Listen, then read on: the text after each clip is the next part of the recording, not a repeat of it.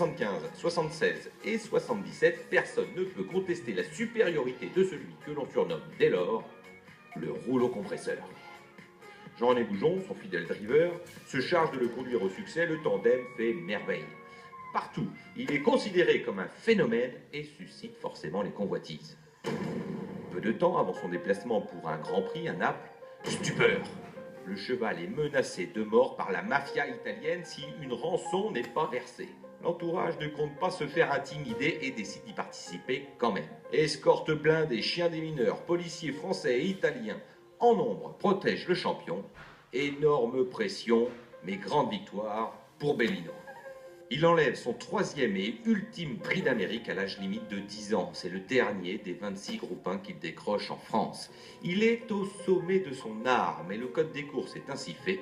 Après cet âge, l'heure de la retraite est obligatoire dans l'Hexagone. Pour cette prouesse, il est invité au journal de 13h, de TF1. Il est le premier et depuis aucun autre cheval n'a eu cet honneur. C'est une star. Il a marqué l'histoire du trot français à jamais. Disparu en 1981, le rock repose désormais sur ses terres de naissance, sous le granit du Mont Blanc. Alors c'est vrai qu'aucun cheval de course n'a été invité comme invité d'honneur sur le journal de la TF1, mais en revanche, Japlou, le champion olympique, a eu droit aussi. Bonhomme Acheret, je vous ai vu, pas ému, parce que vous avez sûrement revu, mais un peu quand même en revoyant ces images.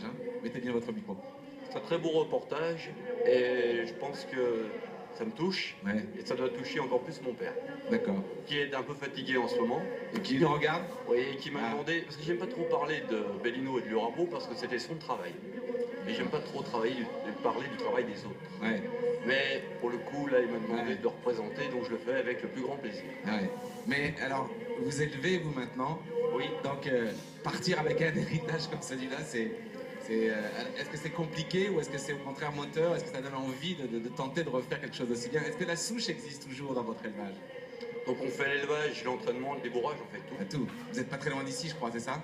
Alors, j'ai la chance, le cheval français m'a confié une cour à Grosbois depuis peu, parce que l'élevage est en développement. Il y a 10 ans, dans l'écu, j'avais un poulain. D'accord. Parce que on avait une entreprise à côté, et j'ai eu certaines obligations. Nous avons eu des obligations. Qui nous ont un peu éloigné des courses pendant quelques années. Mais on avait conservé les terres et la souche. D'accord. Et puis la souche de Bellino 2 existe toujours. Surtout celle de Lurabeau. D'accord. Surtout celle de Lurabeau. Mais on a toujours du sang de Bellino via Kelboum qui était un bon étalon dans nos mers. Quand vous avez vécu ça, vous étiez évidemment très très très jeune. Oui.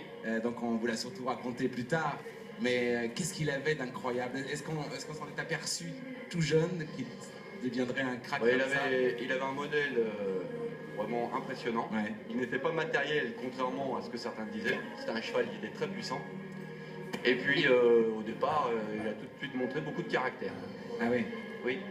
Et il s'est amendé avec l'âge. Ouais. En fait, Bellino, j'ai pas grand-chose à te dire dessus, si ce n'est que c'est le symbole de l'amitié de mon père avec Monsieur Verroken. Et pourquoi? Et puis avec Messieurs Goujon. D'accord, Jean-René Goujon. C'est incroyable d'ailleurs, Jean-René Goujon qui a monté. Oui, on aura son frère tout à l'heure qui a drivé aussi Ourasi. Jean-René Goujon qui a gagné avec votre cheval Bellino 2 et qui a évidemment gagné avec Ourasi.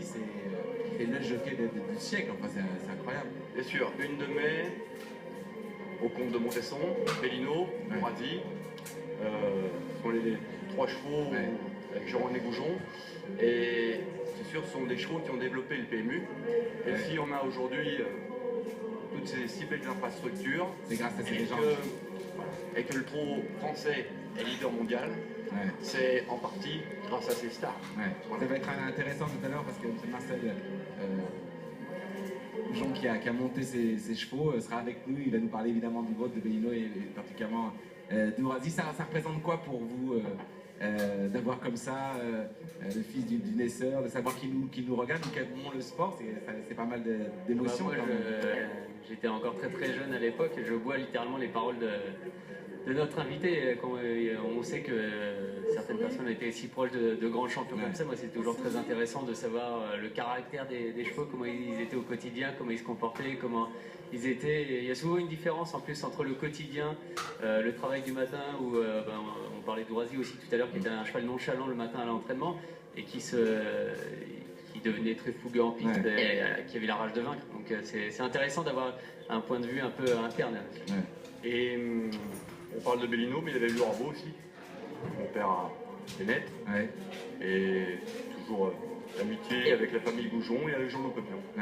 Ça a changé la vie de votre famille quand même, cette histoire. Ce cheval a tout changé. Est-ce que votre histoire de Oui, cheval mais mon n'a pas été père la même? avait un défaut, il est trop discret. C'est quelqu'un qui cultive la discrétion et qui a toujours travaillé un peu pour l'intérêt général. L'intérêt général, c'était l'intérêt de ses chevaux. Il les a toujours un peu effacés. Et derrière les sapins, personne ne savait ce qu'il faisait vraiment. Mais c'était quand même le patron et le manager. Et il est entraîneur aussi, depuis 72. Mine de rien. Et tous les chevaux compliqués, c'était plutôt lui qui les menait. Parce qu'il avait une très bonne main, malgré les responsabilités qu'il pouvait avoir de par ailleurs. Il est mort assez jeune, hein, Bellino, à 14 ans. 14 ans avec Pelé. D'accord. Parce que tous nos étalons sont partis dans le 61. Parce que nous, on a toujours été très proche du 61. D'accord. Nos juments vont à la saillie dans le 61. D'accord.